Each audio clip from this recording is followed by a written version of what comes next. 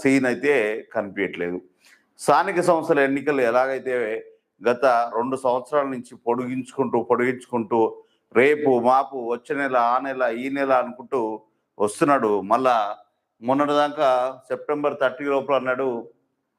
మళ్ళీ ఇప్పుడు అట్లా కూడా అయితట్లేవు.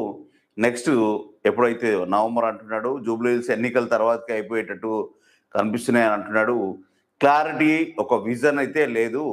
ఒక సీరియల్ లాగా గవర్నమెంట్ నడుపుకుంటూ పోతున్నాడు.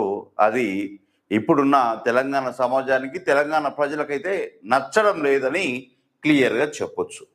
ఇక ఈయన మాట్లాడే ప్రతి ఒక్క పథకం కింద కేసే అంటాడు, కానీ ఆ కేసుకు సంబంధించి అలా సంబంధించి అరెస్టులు మాత్రం ఉండయి, విచారణ మాత్రం సరిగా విచారణ జరుగుతుంది అంటాడు అంతే, కానీ అరెస్ట్ అయితే ఉండయి. చేస్తా అంటాడు, ఏది ఉండదు. ఫోన్ ట్యాపింగ్ సంబంధించి కానీ ఏదైనా కానీ ఇలాంటి సీరియల్ గవర్నమెంటు ఇంతవరకు సర్పంచులు ముఖ్యమంత్రిగా ఎన్నికై 2 సంవత్సరాల దాకా సర్పంచ్ ఎలక్షన్ని ఇంకా పెట్టని సర్కార్ ఏదైనా ఉందంటే తెలంగాణలో మొట్టమొదటి సర్కార్ రేవంత్ రెడ్డి సర్కార్ అని క్లియర్గా చెప్పవచ్చు.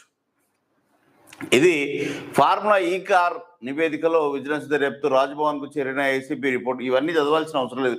ఇదంతా సీరియల్. ఇక ఋతురాగాలు, చక్రబంధం, పద్మవ్యూహం, ఈ సీరియల్ ఎలా వస్తాయి అట్నే ఉంది సేమ్.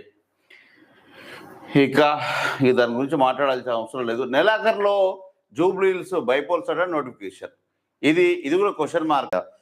సీన్ అయితే కనిపించట్లేదు.